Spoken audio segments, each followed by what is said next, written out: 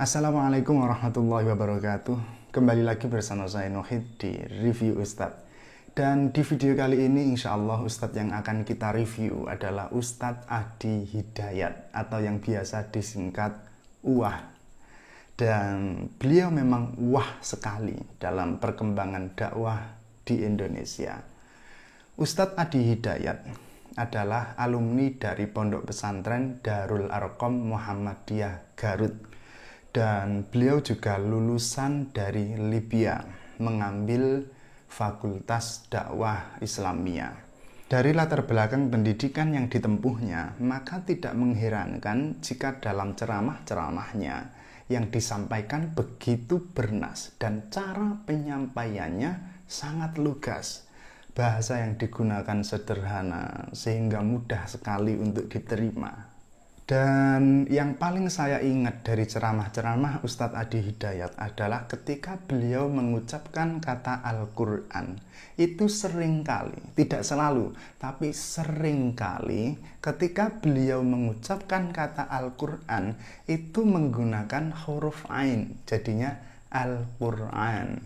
Ini unik sekali dan menarik untuk kita bahas. Tapi sebelum kita membahasnya, kita simak dulu tayangannya berikut ini. Khairukum man ta'allama al-Qur'ana wa 'allamah. Nah, cukupkan dulu dengan Al-Qur'an. Hafal Quran, contohnya menghafal Quran semudah tersenyum bisa punya Qurannya. Ya, karena Quran bukan makhluk. Ya, hafal Quran. Menghafal Quran, Al-Qur'ana lidzikri. Yang dari pesan Al-Quran. Walaqad yassarna Al-Quran lidzikri. Walaqad yassarna Al-Qur'ana lidzikri. Oke, jadi kata Al-Quran dengan Ain berasal dari kata qara'a yang artinya memukul. Qara'a itu artinya memukul. Al-Quran dengan wazan al-fu'lan merupakan masdar yang mendapat imbuhan alif dan nun yang berfaedah mubalaghah, sehingga artinya adalah pukulan yang dahsyat. Makanya ada salah satu nama kiamat itu Al-Qari'ah yang menjadi salah satu nama surat dalam Al-Quran. Al-Qari'ah. Al-Qari'ah. Mal-Qari'ah. Wa ma adraka mal-Qari'ah. Kiamat dinamai Al-Qari'ah karena dia memukul hati manusia sampai-sampai Yauma yakunun nasu kal farashil mabthuth wa takunul jibalu kal ihnil manfush. Sampai mangfush. Mangfush itu kalau bahasa Indonesianya ya mampus itu. Mampus itu ambiar. Tapi tentu saja yang dimaksud Ustadz Adi Hidayat itu bukan Al-Quran yang bermakna pukulan yang dahsyat itu. Enggak, tentu saja. Yang dimaksud oleh Ustadz Adi Hidayat Al-Quran, ya Al-Quran. Dan ini biasa. Maksud saya biasa itu karena antara huruf Ain dan huruf Hamzah itu berdekatan. Sama-sama minal huruf al-halqiyah. Makanya ada ibdalul aini hamzatan, ada ibdalul hamzati ainan. Ada ain yang dibaca hamzah, ada hamzah yang dibaca ain. Malah ada yang unik banget, ada salah satu lahjah yang menerapkan ibdalul aini ngainan. Misalnya kata bid'ah, itu dibacanya ya bidengah. Kata syafa'ah, dibacanya ya sapangat. Kata ibadah dibacanya ya ngibadah. Ini namanya lahjah al-afaqiyah. Lahjah al-afaqiyah atau biasa juga disebut dengan dialek ngapak.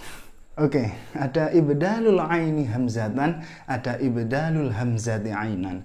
Ibdalul aini hamzatan, ain dibaca hamzah. Misalnya kata bid'ah. Kok bid'ah mulu ya? Ya udah nggak apa-apa. Misalnya kata bid'ah dibacanya ya bid'ah. Sallu ala nabi dibacanya ya sallu ala nabi. Ini biasa terutama bagi orang ajam, bagi orang non Arab. Itu huruf ain dibaca dengan hamzah. Kemudian ada ibdalul hamzati ainan. Hamzah tapi dibaca ain. Misalnya ya kayak Ustadz Adi Hidayat tadi, Al-Quran dibacanya Al-Quran. Ada yang seperti itu memang. Namanya lahjah al-an'anah yang dinisbatkan pada Bani Tamim. Ada sebuah syair yang masyhur.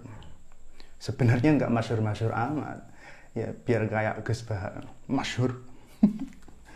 Dan itu cukup efektif untuk membuat pendengar merasa bodoh. Wah, ternyata masyhur ya. Kok aku nggak tahu? Kenapa kita jadi bahas Gus Bahar? Kan sudah dibahas di video ini. Jadi ada sebuah syair bunyinya begini. Fama ubna hatta qulta ya laita annana turabun wa annal arda bin nasi tuhsafu. Annana aslinya annana, wa annal arda aslinya wa annal arda. Kata al-farra kalau Quraisy dan sekitarnya itu bacanya anna. Kalau Tamim, Qais, Asad dan sekitarnya itu kalau fathah bacanya pakai ain. Sama seperti asyhadu annaka rasulullah. Asyhadu annaka. Aslinya annaka. Tapi kalau kasrah ya kembali ke hamzah. Misalnya tahsabu anni naimatun. Tahsabu anni karena fathah pakai ain. Naimatun karena kasrah kembali ke hamzah. Jadi memang ada yang seperti itu, sehingga tidak perlu dipersoalkan. Cuma ya tetap harus hati-hati, yang diganti cukup hurufnya, jangan wazannya. Karena saya itu sering mendengar orang Indonesia ketika mengucapkan kata ana, itu jadinya ana. Kata ana jadinya ana. Padahal kalau ana itu artinya saya. Kalau ana itu artinya jembut.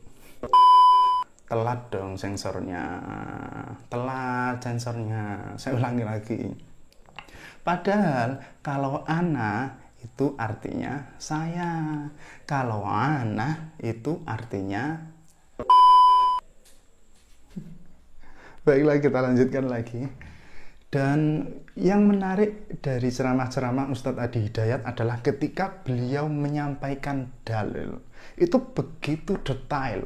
Misalnya ketika beliau berdalil menggunakan Al-Quran, itu nggak cukup hanya membacakan ayatnya, tapi juga juz berapa, surat apa, letaknya di sebelah kiri atau kanan, baris keberapa, ayatnya nomor berapa. Itu detail sekali.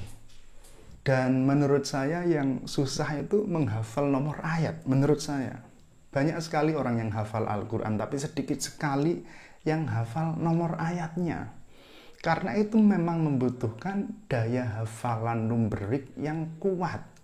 Jadi kalau lemah di situ, mending nggak usah kayak saya. Saya kalau dalil pakai Al-Quran, ya udah saya bacakan ayatnya tanpa menyebut nomor ayatnya.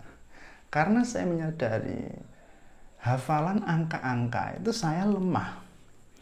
Nomor plat motor saya aja itu saya nggak hafal loh. Plat mobil saya nggak hafal. Nomor rumah saya aja saya nggak tahu. RT RW saya juga sering lupa. Jumlah istri, kalau itu saya ingat. Kan cuma satu selamanya. I love you istriku.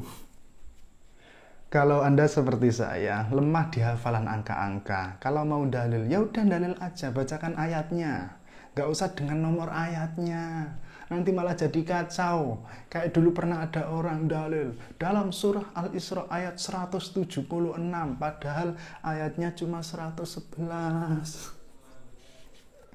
Tapi sebenarnya itu ada triknya. Di sini saya akan memberikan trik itu. Yang pertama, siapkan tema. Kemudian yang kedua, carilah dalilnya. Yang ketiga, cari detailnya. Misalnya kalau Al-Quran suratnya surat apa, nomor ayatnya berapa, di sebelah mana, baris keberapa, juz berapa, itu detailnya. Kemudian yang keempat, hafalkan. Ya dong, masa Anda ceramah terus pakai kerbean kan ya nggak keren. Contohnya begini, yang pertama tentukan tema. Misalnya tema pernikahan. Oke. Terus yang kedua, cari dalilnya. Kalau nggak mau ribet, ya udah tinggal searching di Google. Misalnya kalau tentang pernikahan, cari al-ayat al-Qur'aniyah anin nikah. Atau kalau bahasa Indonesia ya ayat-ayat tentang pernikahan. Kemudian yang ketiga, cari detailnya. Misalnya kita ketemu nih ayatnya tadi, wa min ayatihi an khalaqalakum min anfusikum azwaja. Itu kira-kira surat apa, juz berapa, ayatnya nomor berapa, sebelah kiri atau kanan, terus ada di baris keberapa gitu. Nah, setelah ketemu semua itu, baru yang keempat, hafalkan. Surah Ar-Rum ayat 21. Surah Ar-Rum ayat 21. Juz 21. Juz 21 sebelah kiri baris ketujuh. Surah Ar-Rum ayat 21, juz 21, terus sebelah kiri baris ketujuh dari atas gitu. Surah Ar-Rum ayat ke-21, juz 21, sebelah kiri dari atas. Nah, baru setelah itu praktek. Allah Subhanahu wa Ta'ala berfirman dalam Al-Quran, surah Ar-Rum ayat 21, juz 21, sebelah kiri baris ke-7 dari atas. A'udzubillahi minasyaitonirrajim. Wa min ayatihi an khalaqalakum min anfusikum azwaja. Seperti itu. Demikian, mudah-mudahan bermanfaat. Wallahul muwaffiq ila aqwamit thariq. Wassalamualaikum warahmatullahi wabarakatuh.